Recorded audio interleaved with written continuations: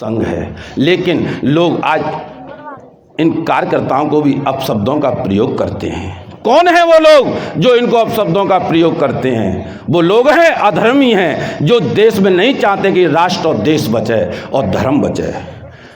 आप मुझे बताइए, राष्ट्रीय स्वयंसेवक संघ के जो कार्यकर्ता हैं पूरा जीवन राष्ट्र की सेवा में लगाते हैं, विवाह तक नहीं करते, अपने परिवार को नहीं देखते हैं। और हम सबसे पहले अगर कोई जगता है इस पृथ्वी पर तो राष्ट्रीय स्वयंसेवक संघ के कार्यकर्ता जगते हैं।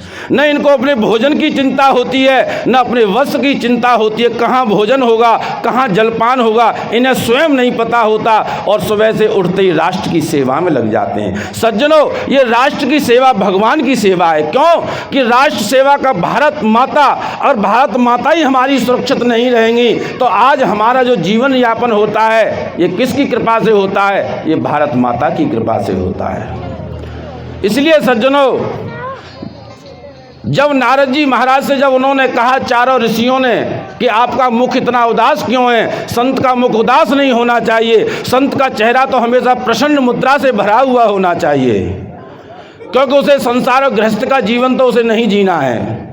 तो नारद जी ने कहा कि हाँ, आपने मुझे सही पहचाना, मेरा आज मुख उदास है और उदास ही नहीं है, मैं बहुत दुखी हूँ। मैं इतना दुखी हूँ कि मैं संतों की खोज करते करते आज मैं आपके यहाँ बद्रीनाथ में आ गया।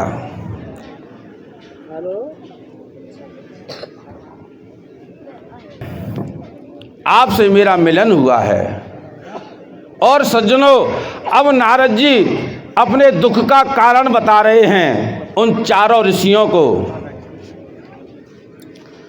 कि मैं पृथ्वी पर गया था, अहम तु पृथ्वीम ज्ञातो सर्वोत्तमामिति। मैं पृथ्वी पर गया और मैंने वहां क्या देखा? हरिद्वारम कुरुक्षेत्रम सेतु वंदे तु रामेश्वरम।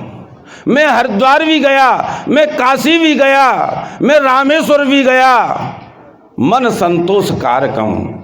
मैं भारतवर्ष में जब गया और इतने तीर्थों में गया, लेकिन मन संतोष कारकम, मेरे मन को कहीं संतोष नहीं हुआ, मेरा मन कहीं संतुष्ट नहीं हुआ, इसलिए मेरा मन अशांत है। और मैंने ये देखा कि इस पृथ्वी पर कन्या विक्रणयो दंपति नाम च कलकनम। महाराज, मैं जब पृथ्वी पर गया, न योगी नैव सिद्धो वा न ज्ञानी सत्क्रियो न रहा। मुझे कोई ज्ञानी नहीं मिला पृथ्वी पर, मुझे कोई योगी नहीं मिला, मुझे कोई सिद्ध नहीं मिला।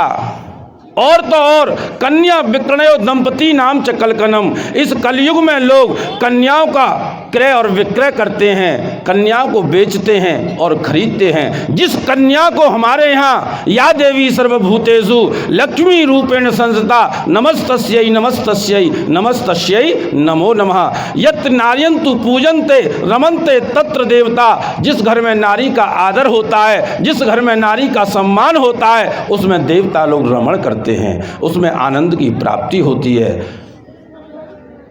और नारद जी ने बताया कि महाराज, मैंने इस पृथ्वी पर देखा कि लोग धर्म से दूर होते जा रहे हैं और अधर्मी होते जा रहे हैं। अधर्मियों की संख्या दिन पे दिन बढ़ती जा रही है।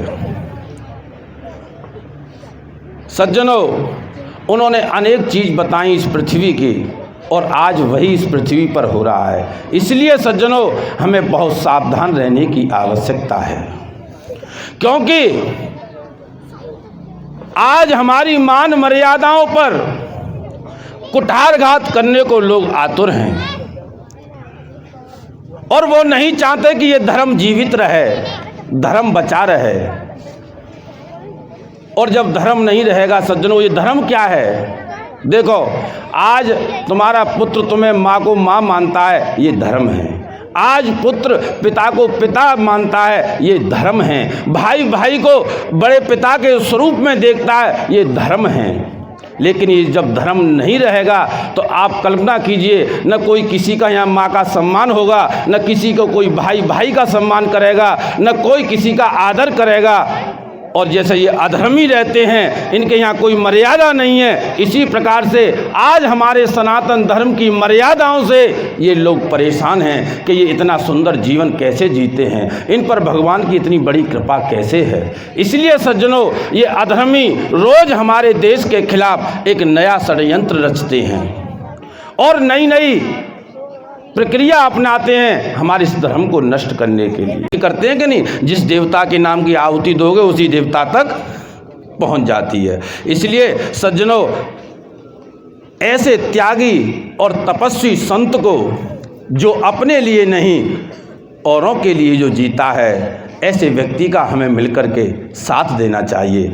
ऐसा तपस्वी संत देखिए, सुबह 3 बजे आपका मुख्यमंत्री बिस्तर छोड़ देता है, और नेता नहीं देखे तुमने 10-10, 11-11 बजे बिस्तर छोड़ते हैं। वो देखिए सुबह 3 बजे बिस्तर त्याग करके सबसे पहले गौशाला जाते हैं, गौओं की सेवा करते हैं, उसके बाद दिन की शुरुआत करते हैं।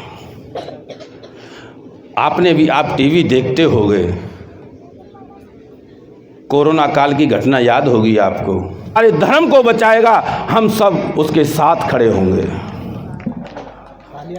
हम सबको उनके साथ खड़ा होना चाहिए।